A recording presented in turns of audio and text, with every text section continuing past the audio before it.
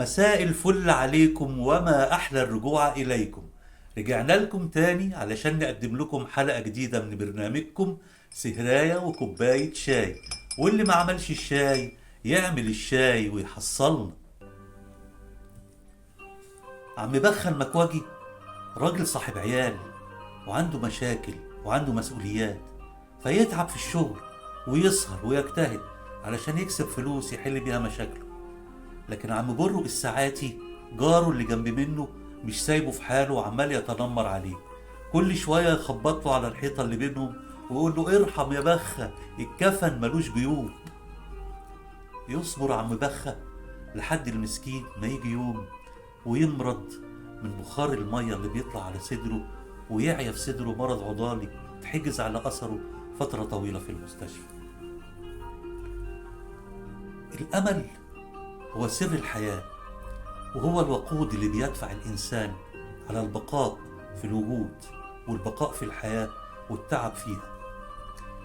فتلاقي الست من دول تعجز ووشها يكرمش، لكن لسه تحط الروج وتحط المونوكير وتهتم بشكلها، محبة للحياة وعندها أمل. والراجل كذلك شعره يبيض يصبغه، طب وقع يلبس باروكة أو يلبس كاب أو طاقية، محب للحياة وعنده أمل.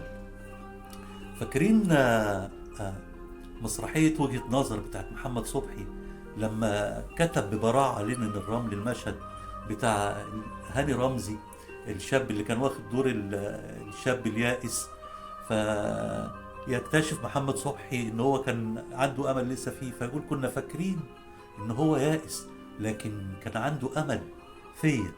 رائع لينين الرمل كتبها بمنتهى المهارة. وربنا سبحانه وتعالى أخفى عن الإنسان الأجل والأجال عشان الناس تستمر في الحياة والحياة تستمر. وإلا لو فقدنا الأمل وعرفنا أجلنا إن إحنا هنمشي إمتى، محدش هيشتغل والحياة هتتوقف. فأخفى عننا الأجل علشان نستمر في الحياة. لكن يظل سؤال: هل كل إنسان حل مشاكله قبل ما يموت؟ سؤال أظن إجابته واضحة. فاكرين بقى عم بخة؟ نرجع لعم بخة تاني. لما دخل المستشفى رجليه جابته ناحية المغسلة، فما عجبوش حالها، فاقترح على المدير ان هو يتطوع ويطور المغسلة دي متطوع من نفسه. فالمدير وافق له.